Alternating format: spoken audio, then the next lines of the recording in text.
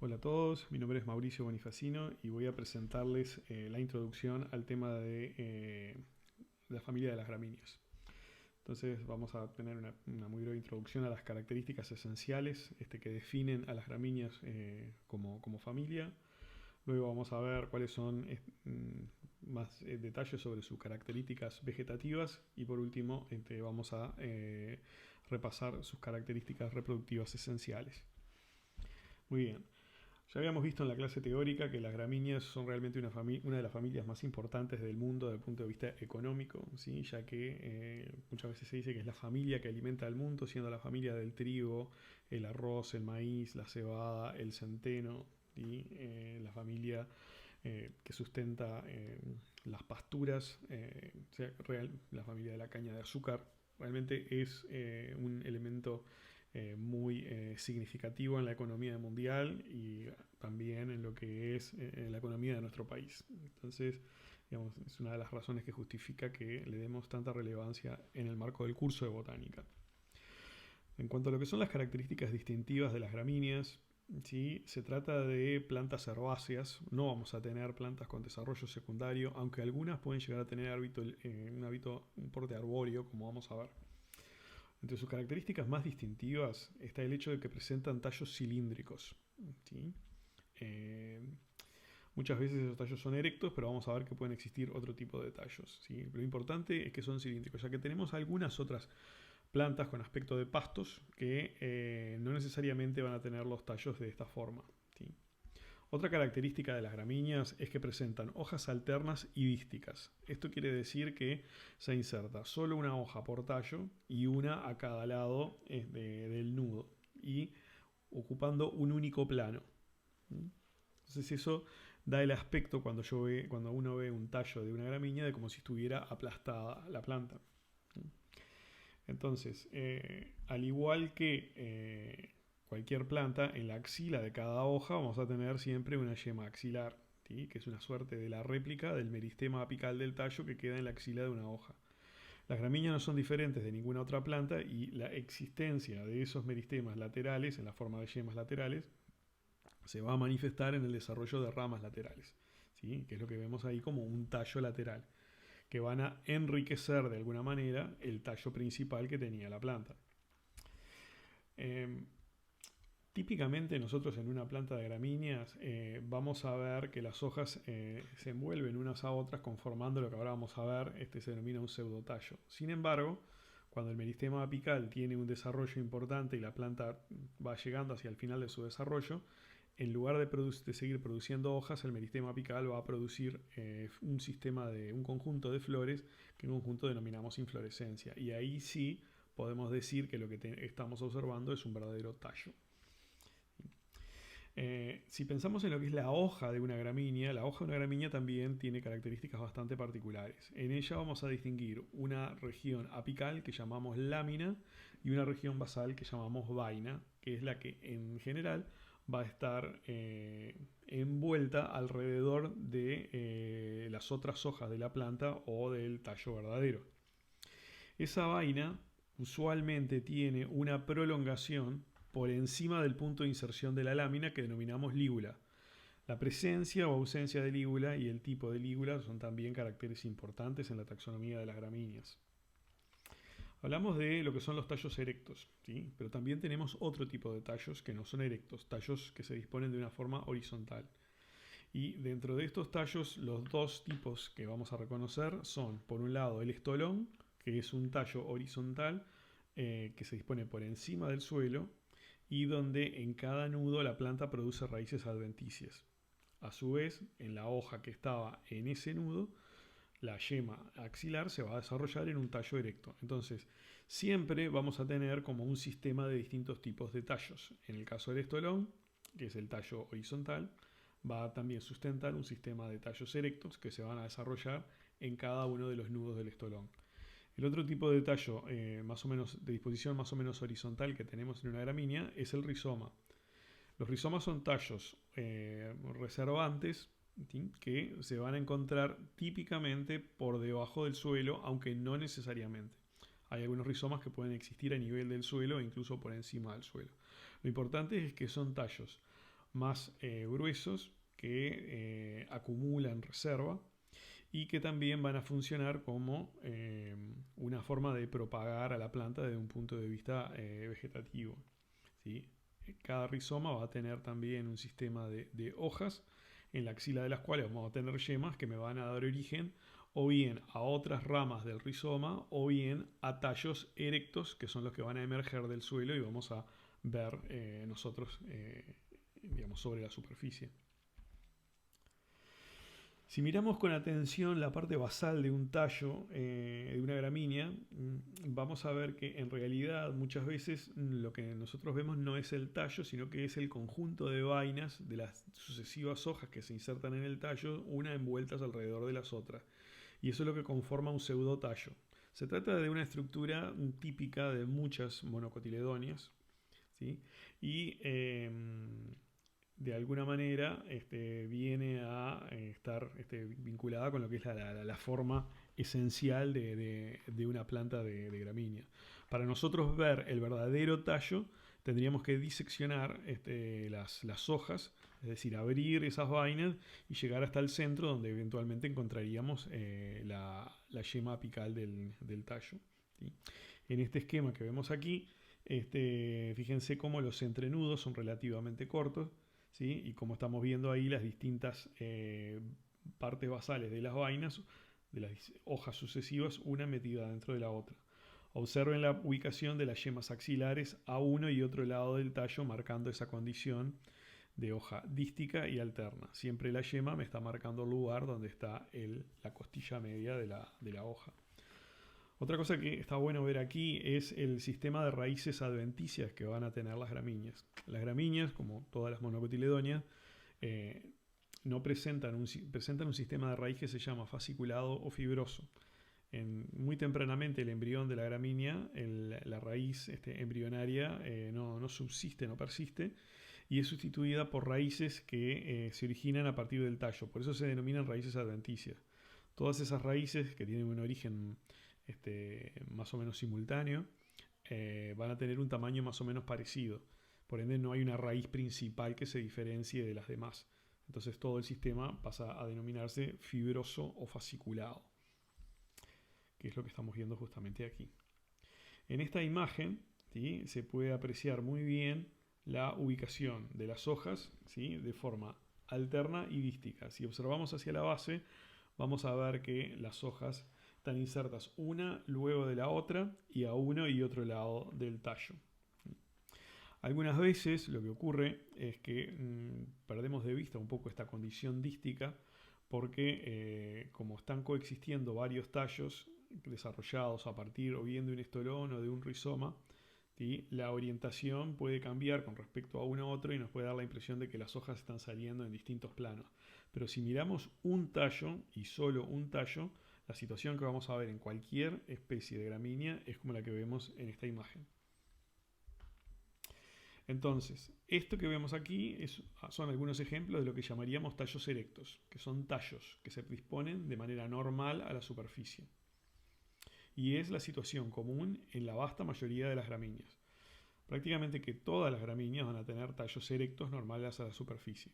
Algunas además van a tener otro tipo de tallos, ¿sí?, como por ejemplo los estolones, ¿sí? Los estolones son tallos rastreros que van por encima de la superficie. Ahí pueden ver cómo tenemos raíces adventicias que están saliendo de las regiones de los nudos, ¿sí? Y a su vez asociado a cada nudo tenemos una hoja independiente, en la cual vamos a tener asociada una yema axilar y a partir de la cual se va a desarrollar un tallo erecto, que podrá desarrollarse más o menos dependiendo de la especie. Los estolones son el típico tallo que vamos a encontrar en las gramíneas que forman céspedes. Muy bien, otro tipo de tallo que tenemos en las gramíneas son los rizomas. Los rizomas son tallos subterráneos, generalmente adaptados para reservar energía, ¿sí?, y que cuentan con hojas modificadas denominadas catáfilas. Entonces aquí tenemos un fragmento de una planta donde se ve por un lado un rizoma y la base de un tallo erecto. Entonces ahí la línea roja les marca el lugar donde tenemos el rizoma y y ahí ustedes pueden observar unas hojas modificadas denominadas catáfilas. Estas hojas no van a tener una porción apical llamada lámina desarrollada que sea fotosintética. Generalmente las hojas que vamos a encontrar en los rizomas tienen únicamente la vaina desarrollada y esta tampoco es fotosintética. Sin embargo, en la axila de estas hojas sí vamos a tener, al igual que en la axila de cualquier otra hoja, una yema que va a dar origen a los tallos que eventualmente van a emerger a la superficie y van a producir hojas fotosintéticas. Los rizomas pueden ser alargados, como en este caso, o pueden ser más compactos. Por ejemplo, en este caso que estamos viendo acá, tenemos un rizoma bastante compacto, que es donde está marcada la línea roja. ¿Sí? Entonces ahí están saliendo una cantidad de tallos erectos, ¿sí? Y lo que estamos visualizando ahí de color marrón son las bases ya marchitas de las primeras hojas que produjo ese tallo. Pero también observamos acá, ahora marcado en color celeste, el desarrollo incipiente de lo que serían otros tallos laterales que van a emerger. Ahí tenemos uno y ahí tenemos otro. ¿Sí? Entonces los rizomas pueden ser muchas veces bastante compactos, ¿sí? Y son de alguna manera los que representan el patrón de ramificación de una planta, que muchas veces no los vamos a ver porque están subterráneos, ¿sí? Pero generalmente cuando vemos una mata de pasto o muchos tallos erectos que están muy próximos, generalmente todos esos tallos están conectados por un sistema de rizomas subterráneos. Por ejemplo, lo que vemos aquí, acá estamos viendo una planta con lo que denominamos un hábito cespitoso, donde típicamente lo que tenemos aquí es un sistema de rizomas muy breves, ¿sí? Subterráneos, que dan sustento a la existencia de un número muy grande de tallos aéreos erectos, de los cuales están saliendo todas estas hojas. Si observamos aquí, vemos que es difícil darnos cuenta de que la filotaxia es alterna y menos que es dística. Acá parece que las hojas están saliendo de manera espiralada hacia todos lados. Pero si nos acercamos individualmente, ¿sí?, a cada uno de los múltiples tallos que están componiendo toda esta mata, vamos a ver que efectivamente se disponen tanto en forma alterna y dística. Y todos ellos a su vez están conectados con un sistema subterráneo de rizomas.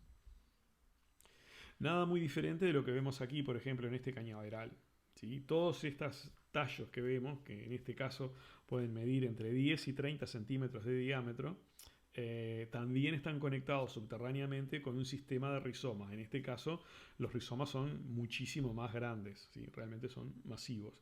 Y es algo que caracteriza a los bambúes. O sea, cuando vemos un cañaveral, muchas veces lo que estamos viendo es un único individuo, ¿sí? Solamente que estamos viendo la manifestación de los tallos aéreos de ese individuo, cuando en realidad todos esos tallos aéreos están conectados con un sistema de tallos subterráneos denominados rizomas. También podríamos decir que esto tiene hábito cespitoso.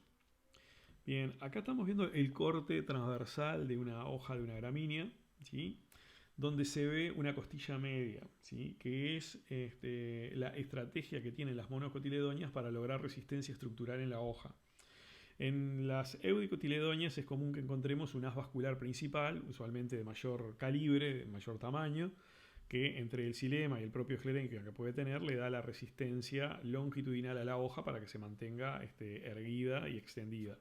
En el caso de las gramíneas, todas las haces vasculares, como recordaremos de la parte anatómica, son paralelos y generalmente, digamos, puede haber alguna diferencia en tamaño, pero generalmente son más o menos de un tamaño parecido. Entonces no hay un haz vascular principal. Sin embargo, en las gramíneas, aún en ausencia de un haz vascular principal, vamos a encontrar una región a lo largo del eje principal de la hoja que se va a comportar como si fuera un haz vascular principal y que se corresponde con una costilla, ¿sí? Y en este caso, esa costilla está como que reforzada por mucho esclerénquima, y en este caso hay mucho desarrollo de ese parénquima incoloro, que es lo que ven en la parte superior de la hoja. Prácticamente que la mayor parte de la sección de esta hoja se corresponde con la parte de la costilla, ¿sí? Una vez que nos alejamos de la porción basal de la hoja, usualmente esa costilla disminuye y la porción de la lámina per se incrementa notoriamente. Una de las características que habíamos mencionado típica de las gramíneas es la presencia de una lígula, ¿sí? La lígula es, como decimos, la prolongación de la vaina por encima del punto de inserción de la lámina. Entonces ahí tenemos la vaina y ahí tenemos la lámina, ¿sí? Y la lígula la podemos ver ahí, como esa prolongación. De nuevo, es una característica que puede estar presente o ausente, varía el tamaño, varía la forma.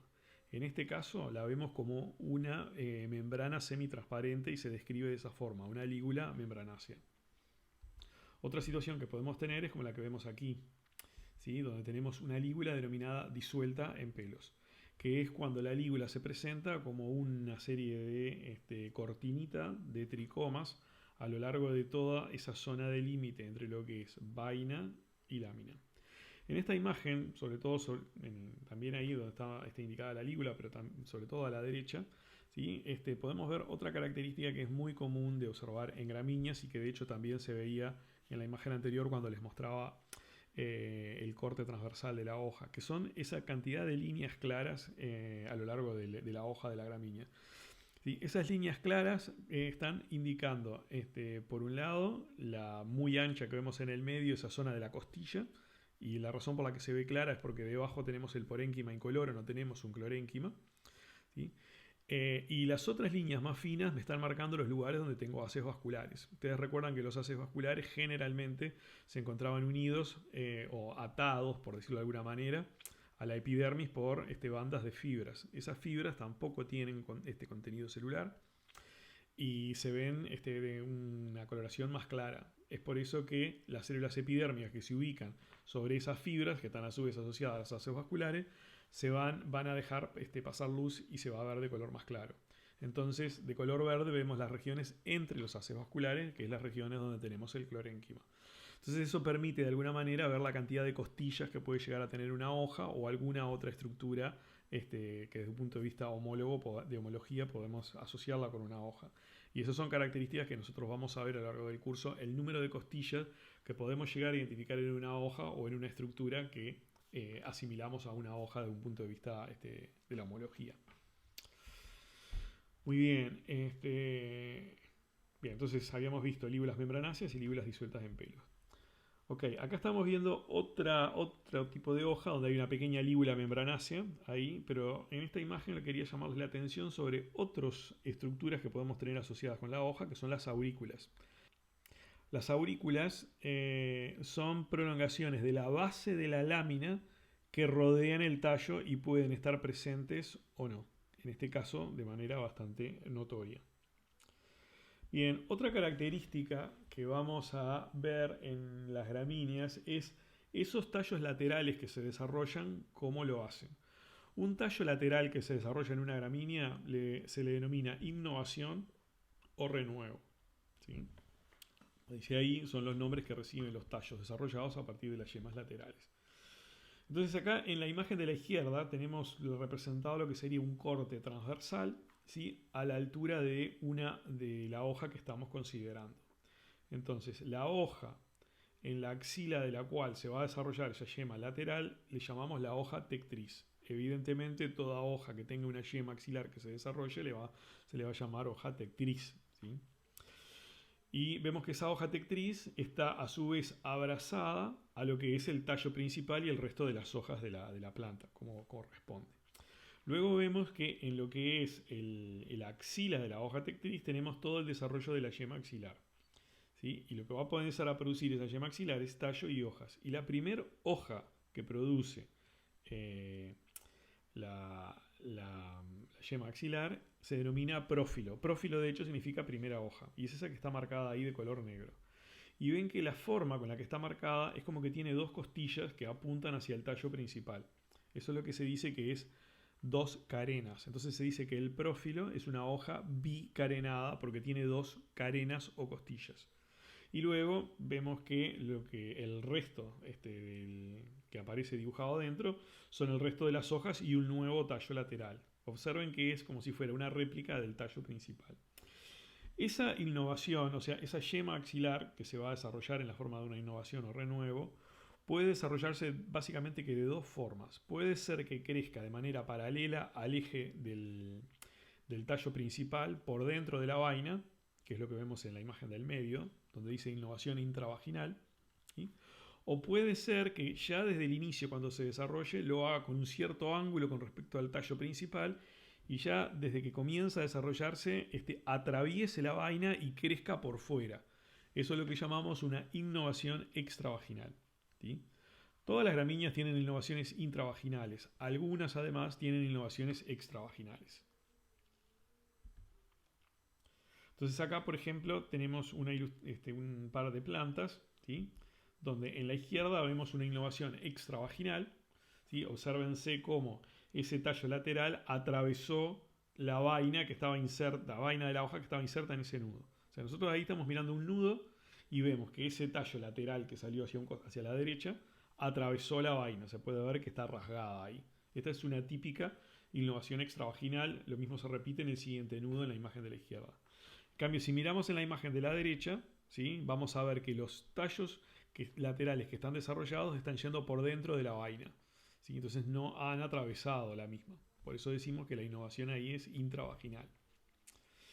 Si miramos ahora la forma de estas innovaciones, de estos tallos laterales, pueden pasar básicamente que dos cosas. Puede ser que el tallo tenga un aspecto más o menos cilíndrico, ¿sí? Es decir, decimos que ahí la innovación es rolliza, o puede ser que esté aplanado, y ahí en ese caso decimos que la innovación está comprimida. ¿Sí? Es lo que vemos en algunos pastos que tienen aspecto de chatos. Si nosotros agarramos el tallo del pasto y lo podemos girar sin problema entre los dedos, significa que la innovación no está comprimida, es rolliza. Porque si realmente está aplastada, como que nos va a costar hacerlo girar. Y cuando lo hacemos girar vamos a ver que el ancho aparente cambia según el lado de lo que veamos. En un momento lo vamos a ver bien fino, en otro momento lo vamos a ver más grueso. Y eso nos indica que la innovación está comprimida. Este es un carácter importante para separar especies de pastos. Después, otra característica que vamos a ver en las gramíneas es el tipo de desarrollo que van a tener. Tenemos desde plantas que son anuales, ¿sí? Como esta que tenemos aquí, que es la poa annua, un pastito de invierno se le dice, es una planta que vamos a ver en la próxima recorrida de jardín. Y después tenemos las plantas que son perennes, ¿sí? Que son plantas que van a tener una existencia prolongada a lo largo del tiempo. ¿Sí? Usualmente las plantas que son perennes van a tener unos sistemas radiculares más fibrosos, más contundentes y van a ser plantas de mayor porte que lo que son las plantas anuales. Otra cosa que podemos distinguir en las gramíneas es el ciclo, ¿sí? Hablando de lo que son ciclos estivales o ciclos invernales, en función de qué, de cuándo es que logran el máximo desarrollo vegetativo. Las plantas que tienen su máximo desarrollo vegetativo a fin de la primavera, ¿sí? Y en el verano se dicen que son plantas de ciclo estival, como por ejemplo el sorgo. Plantas que tienen su desarrollo vegetativo principalmente en el invierno y a principios de la primavera, se dice que son plantas de ciclo invernal, como ocurre por ejemplo con la cebada que tenemos acá, el trigo, la avena. Vinculado con esto está el tema que, digamos, esencial para lo que son las plantas, que es los mecanismos de fotosíntesis. En gramíneas, ¿sí? Vamos a tener plantas con fotosíntesis C3 y fotosíntesis C4. Ustedes recuerdan que la diferencia entre fotosíntesis C3 y C4 es un tema de cuándo logran tener la mayor eficiencia con respecto a la mayor eficiencia en la tasa fotosintética con respecto a la temperatura. Las gramíneas C4 tienen un pico de producción de azúcares a más temperatura que las gramíneas C3. Y eso de alguna manera está vinculado evidentemente con los ciclos de vida que tienen las plantas. Generalmente las gramíneas C4 son de ciclos estivales y las gramíneas C3 son de ciclos invernales. Existen algunas excepciones, como por ejemplo en el caso del arroz, que siendo C3 es una gramínea estival, pero en general se cumple que si son estivales van a ser típicamente con un tipo de fotosíntesis C4. Aquí tenemos una vista en lo que podríamos ver con un estereoscopio de lo que es el meristema apical del tallo, ¿sí? A medida que pasamos de un estadio vegetativo a un estadio reproductivo. En lo que es las imágenes indicadas con la letra A, ahí estamos viendo un meristema apical de tallo cuando está en estado vegetativo, o lo que se llama un estado de simple arruga, ¿sí? Ya en la imagen B se empieza a manifestar una cierta complejización en el meristema apical y se ve que cada doblez que se ve hacia la parte apical empieza a tener una serie de detalles. Empiezan a ver ya lo que se llama la doble arruga. Lo que sucede en ese momento es que el meristema está dejando de producir lo que van a ser los primordios de hojas normales y está empezando a producir ya lo que van a ser las flores de la inflorescencia. Y esto es algo que con cuidado ustedes pueden llegar a observarlo haciendo una disección del tallo y buscando en la parte más interna hacia la base del mismo. Entonces vamos a ver ahora las características de a nivel reproductivo que hacen a las gramíneas un grupo tan distintivo. Bueno, una de las características más distintivas de las gramíneas es que presentan unas flores bastante reducidas, que consisten de una estructura denominada pálea y otra denominada lema, que tienen un aspecto como si fueran foliosas, ¿sí? Adentro de las cuales vamos a encontrar otras piezas florales, ¿sí? Esas otras piezas florales son un par de órganos, generalmente son dos, pueden haber tres dependiendo del grupo, que se denominan lodículas. Luego encontramos el androceo, que en la mayoría se corresponden con 3 estambres, y luego nos encontramos con el gineceo, que en la mayoría de las gramíneas se encuentra reducido a 2 carpelos. En las gramíneas la polinización usualmente es por viento y los estigmas muestran esa adaptación, siendo en la mayoría de las veces bastante plumosos. Entonces, a este conjunto de lema, pálea y lodículas es lo que se denomina, vendría a ser el perianto de las gramíneas, ¿sí? Las lodículas generalmente colaboran en que esa flor pueda abrirse, ¿sí? Usualmente lo que ocurre es que las gramíneas se hidratan, incrementan su volumen y hacen presión y hacen que la lema y la pálea se separen para que los estigmas y los estambres queden expuestos. El nombre que recibe la flor de las gramíneas es antesio, ¿sí? Entonces el antesio está formado de nuevo por lema, pálea, lodículas, androceo y gineceo. Esas flores se agrupan a su vez en un eje, ¿sí? Que denominamos raquilla y en el cual se van a encontrar varias de esas flores subtendidas hacia la base por un par de brácteas estériles que llamamos glumas, ¿sí? Al conjunto de glumas más antesio más raquilla es lo que denominamos espiguilla. Y esta es la inflorescencia básica de una gramínea, ¿sí? Entonces, ahí en la imagen de la derecha tenemos ya un conjunto de espiguillas ordenadas en una inflorescencia que podríamos decir de segundo orden, ¿sí? Entonces, de la izquierda, donde tenemos la flor, pasamos a la imagen del centro, donde varias flores se agrupan en una pequeña espiga, de ahí el diminutivo espiguilla, y luego varias espiguillas se ordenan en una inflorescencia. Una cosa clave cuando ustedes se enfrentan a analizar una gramínea es individualizar siempre cuál es la unidad de esa inflorescencia. Y la unidad de esa inflorescencia es la espiguilla, que ya es una inflorescencia en sí misma.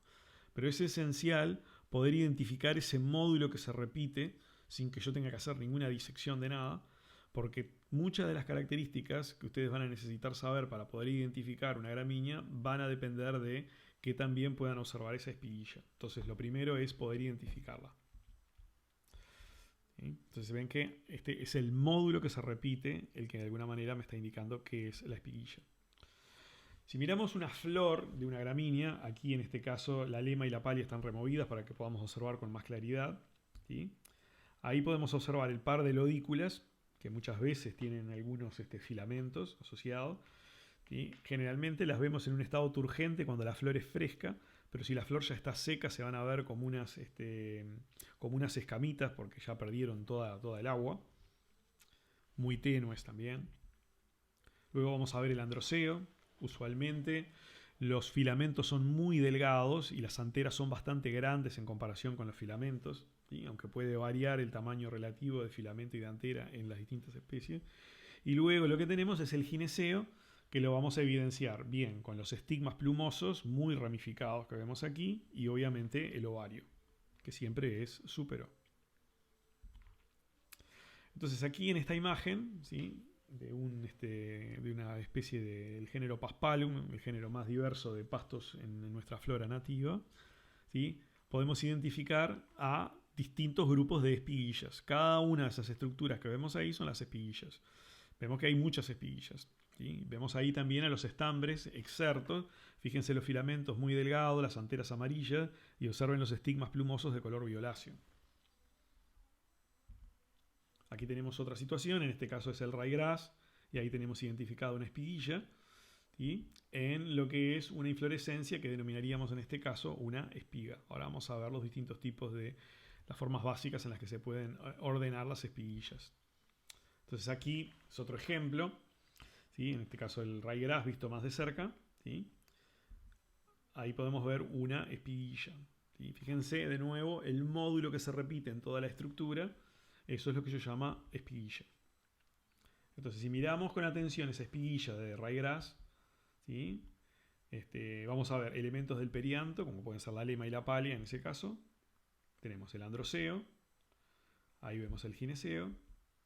Todo eso es lo que llamamos la flor, ¿sí? Ahí tenemos varias flores cerradas y el conjunto de todas esas flores cerradas más las glumas basales que no están indicadas aquí es lo que llamamos espiguilla. Bueno, una de las características importantes que vamos a querer ver en la espiguilla es su tipo de compresión. Si nos imaginamos una espiguilla en un corte transversal, ¿sí?, puede ser que la espiguilla esté comprimida, o si no está comprimida decimos que la espiguilla es rolliza. Algo parecido a lo que veíamos con las innovaciones. Entonces, de nuevo, acá, ¿cómo es que vamos a proceder para darnos cuenta de esto? Nosotros agarramos a la espiguilla y la hacemos girar por su eje medio, y si el ancho aparente conforme la hacemos girar no cambia, decimos que la espiguilla está no comprimida o que es una espiguilla rolliza. Si cuando la hacemos girar, ¿sí?, sobre su eje medio, vemos que el ancho aparente cambia, ¿sí?, ahí la apariencia que tiene la espiguilla es como si estuviera aplastada, como si estuviera comprimida. Entonces ahí lo que vamos a tratar de ver, empezar a ver, es cómo es que puede estar comprimida. Bueno, acá tenemos otra representación de esa espiguilla, y acá estamos mostrando únicamente el par de brácteas, el par de brácteas basales, el par de glumas, pero podemos imaginarnos el resto de las piezas de la espiguilla.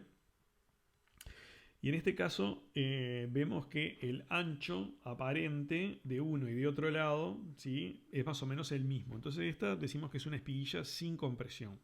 Es una espiguilla rolliza, ¿sí? Fíjense, ahí tenemos el centro, ¿sí?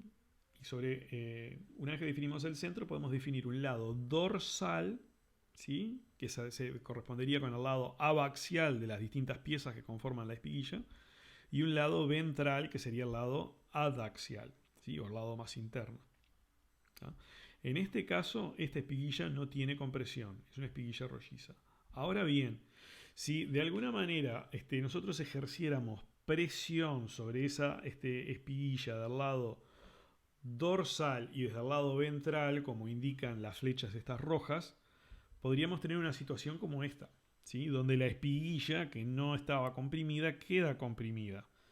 Y debido a que la presión de aparente vino del lado dorsal y ventral, decimos que esta es una espiguilla con compresión dorsiventral. ¿Y cómo nos damos cuenta que la espiguilla tuvo una compresión dorsiventral? Bueno, en primer lugar, vamos a ver que hay un lado ancho y un lado angosto, ¿sí? Y lo que vemos es que la costilla media de la hoja, que está indicada ahí con el círculo rojo, queda del lado ancho. Entonces eso me indica que la presión vino del lado dorsal y del lado ventral.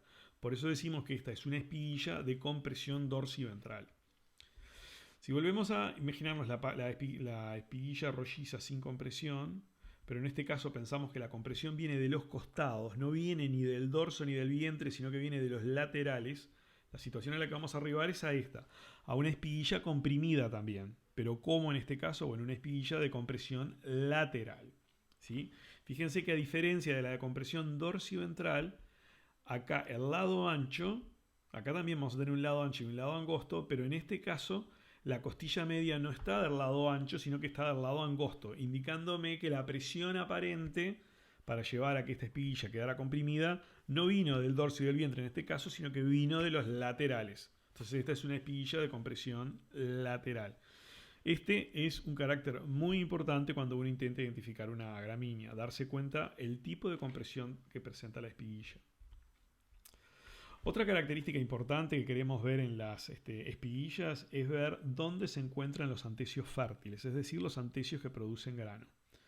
Entonces podemos tener distintas situaciones. En la imagen de la izquierda tenemos una situación donde tenemos una espiguilla con dos glumas basales, que son las que están de color más oscuro, y después tenemos 4 antecios fértiles que se indican como fértiles porque tienen el gineceo desarrollado. Todos tienen androceo, pero ya con que tengan únicamente gineceo sería suficiente, ¿sí? Fíjense que lo importante para que un antecio se indique como fértil es que produzca grano, y para que produzca grano lo que tiene que tener es un gineceo, ¿sí? Puede tener androceo y gineceo, pero con solo tener gineceo tiene la capacidad de producir grano. En ese caso de la imagen de la izquierda, ¿sí? Tenemos 4 antecios basales que van a producir grano, y fíjense un antecio apical que solo tiene lema y palia. Ese es un antecio que se denomina estéril. Podría ser estéril si tuviera lema y palia y también androceo. Lo importante es que para que sea estéril no tiene que tener gineceo. Entonces esa espiguilla de la izquierda, como los antecios fértiles que me van a dar grano están hacia la base, se dice que es basítona. La siguiente espiguilla, hacia la derecha, la que dice mesótona, observen que el primer antecio tiene solo lema y palia, al igual que el último antecio tiene solo lema y palia. Entonces los antecios fértiles están en el medio, ¿sí?, de la secuencia de antecios. Esta es una espiguilla que se dice mesótona. Siguiendo con la imagen que está más hacia la derecha, tenemos la espiguilla acrótona. Y acá se invierte lo que habíamos visto en la espiguilla basítona. Aquí tenemos un par de glumas basales y inmediatamente tenemos un antecio estéril, y luego todos los demás antecios son fértiles. Entonces, las espiguillas que tienen uno o más antecios basales estériles y todos los antecios fértiles los tienen hacia el ápice se denominan espiguillas acrótonas. Y por último, otro tipo de espiguilla que podemos tener es una espiguilla donde tenemos un único antecio, ¿sí?, y ese antecio produce un grano y está hacia el final de la raquilla. En ese caso decimos que la espiguilla es uniflora. No podemos decir ni que es basítona ni acrótona, nada. Digamos, como hay solo un antecio, no tenemos ningún argumento en este caso para decir que es o basítona, mesótona o acrótona, y acá simplemente decimos que esa espiguilla es uniflora. Otra característica importante al hablar de la estructura de las espiguillas es dónde ocurre la desarticulación de la espiguilla, es decir, dónde se produce el quiebre para que se separen eventualmente los distintos antecios o que se liberen los frutos de la gramínea, ¿sí? Una de las situaciones que podemos tener es que la desarticulación ocurra por debajo de las glumas, ¿sí?, en cuyo caso se dice que las glumas son caedizas porque el quiebre ocurre entre la planta y la parte basal de la espiguilla por debajo de las glumas. Entonces las glumas se caen. Otra situación que podríamos tener es si la desarticulación ocurre por encima de las glumas. Fíjense que si la desarticulación ocurre por encima de las glumas, como se muestra en la imagen de la derecha, las glumas van a quedar unidas a la planta madre y lo que va a caer es el resto de la espiguilla. Entonces por eso se dice que las glumas son persistentes. ¿Dónde persisten? Persisten en la planta madre.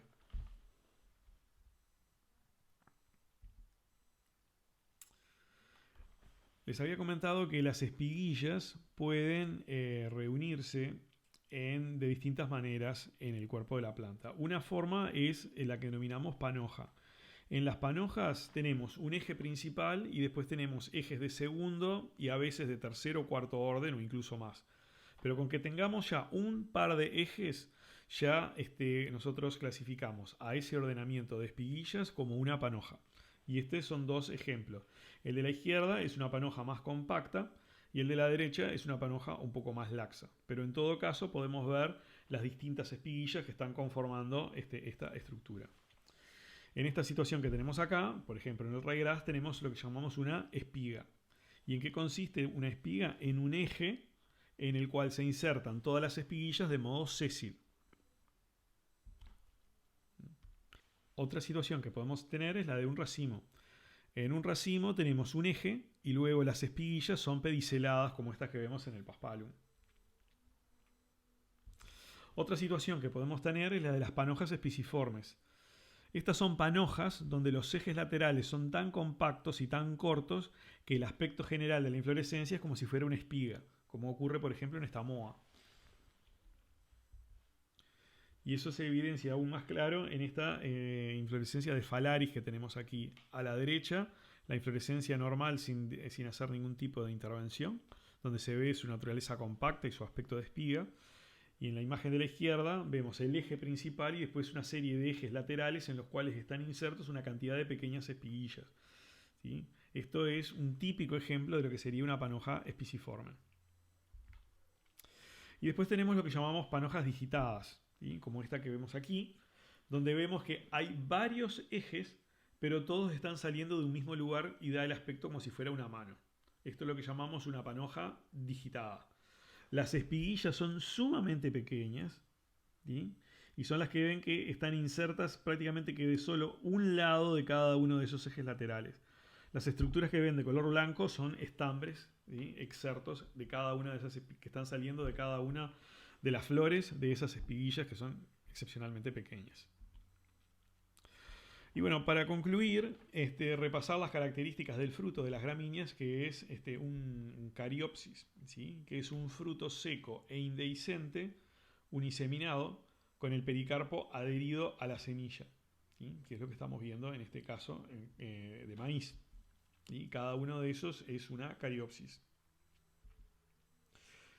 El fruto de las gramíneas puede caer desnudo o puede caer vestido, ¿sí? Entonces, en este caso de la cebada que estamos viendo aquí, la cariopsis cae vestida acompañada de otras estructuras, en este caso lema y palia, ¿sí? Aquí estamos viendo el lado dorsal, la imagen de la derecha, viendo el cuerpo de la lema, ¿sí? Ahí estamos viendo el reborde de la lema en el lado ventral y ahí estamos viendo la parte de la lema con sus dos carenas típicas, ¿sí? Y en muchas otras gramíneas el fruto puede caer desnudo, como en el caso del trigo, ¿sí? Donde cae solamente el fruto sin estar acompañado de ninguna estructura accesoria. En este esquema, ¿sí? Vemos la estructura de lo que es un grano de trigo, como ejemplo paradigmático de una cariopsis de una gramínea, en la que vamos a reconocer las distintas regiones. ¿Sí? La parte más conspicua del grano va a ser el endosperma de la semilla, ¿sí?